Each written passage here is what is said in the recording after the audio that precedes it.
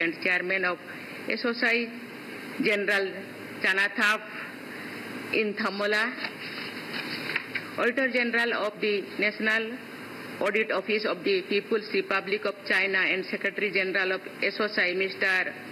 Hou Thai, Heads of Supreme Audit Institutions, distinguished delegates, senior management of for SAI India, ladies and gentlemen. Namaskar.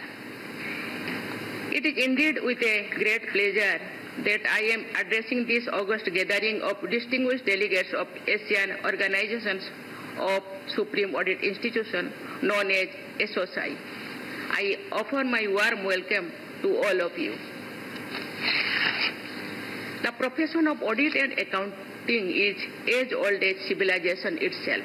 In India, we have scriptures which talk about how fiscal prudence and financial probity are critical elements of statecraft. Similar references can also be found in the civilizational journey of Egypt, Greece, and Rome. In this historical context, I regard the 16th Assembly of the SOSI as a continuity of the humanities efforts to evolve a better and prosperous society by adhering to the canons of fiscal prudence and financial probity. Ladies and gentlemen, the CAG of India plays a key role in ensuring transparency and accountability in country's public finance. It was not without reason that the Indian Constitution vested the office of CAG with a wide mandate and complete autonomy.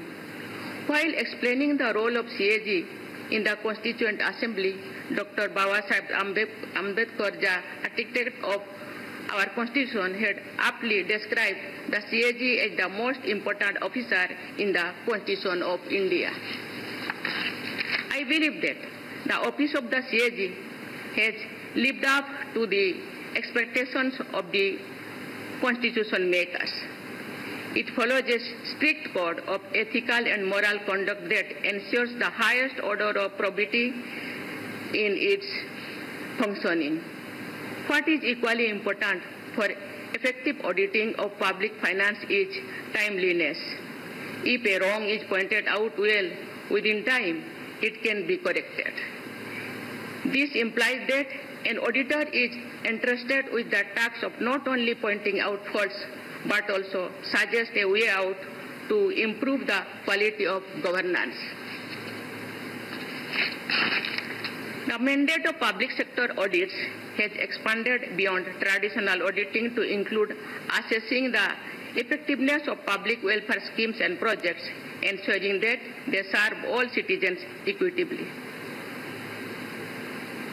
In an increasingly technology-driven world, more and more public services are being delivered using technology.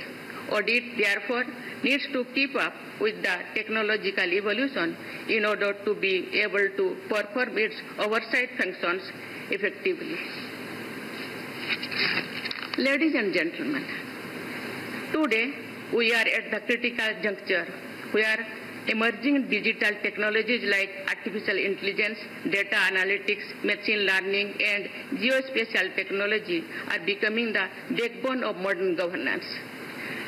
Digital public infrastructure serves as the foundation of supports and enhance the functioning of the digital economy and services provided to citizens. I am told that the theme of the symposium held along with the Assembly is public service delivery through digital public infrastructure. From digital identities, the e-governance platforms, DPI has the potential to revolutionize the delivery of public services and goods, making them more accessible, efficient, and inclusive.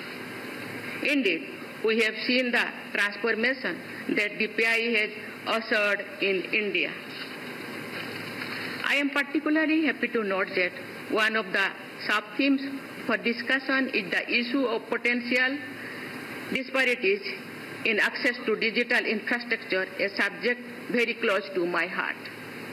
In many parts of the world, women and vulnerable sections of the society have less access to digital technologies, fewer opportunities to develop digital skills, and are underrepresented in the digital economy. This divide not only limits their ability to access essential services, but also perpetuates inequality. This is where the role of Supreme Audit institutions becomes crucial. The auditors, you have the unique responsibility and opportunity to ensure that digital public infrastructure is designed and implemented in a way that is inclusive and accessible to all. Ladies and gentlemen, Mahatma Gandhi, father of our nation, is an inspiring figure for all of us. But he should be a role model, especially for independent Supreme Audit institutions too. He began his career in public service in South Africa with the launch of the Natal Indian Congress. In 1894, when he was barely 25 years old, he took pains to explain a discrepancy of 6 pence in the annual report of that organization. In all his life, handling large amounts of public donations for various causes, he remained as meticulous as ever.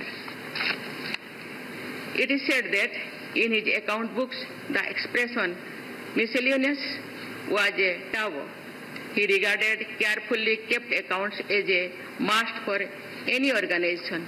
He said, and I quote, "Without properly kept accounts, it is impossible to maintain truth in its pristine purity," unquote. He would have wanted public auditors to speak truth without ambiguity. Sharpness and bluntness are opposing qualities, but an ideal public auditor is one who combines them. Instead of financial walls is often beset by opaque account practices. In this setting, the role of independent Supreme Audit institution is to see that public resources are managed efficiently, effectively, and with the utmost integrity. Audits and evaluations by size not only safeguard public funds but also enhance public confidence in governance.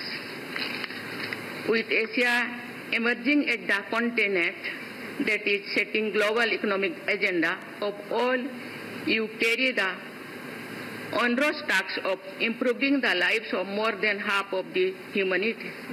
I am told that SOSI as a regional group of the International Organization of Supreme Audit Institutions collaborates internationally to improve standards of people's life. This is a remarkable feat.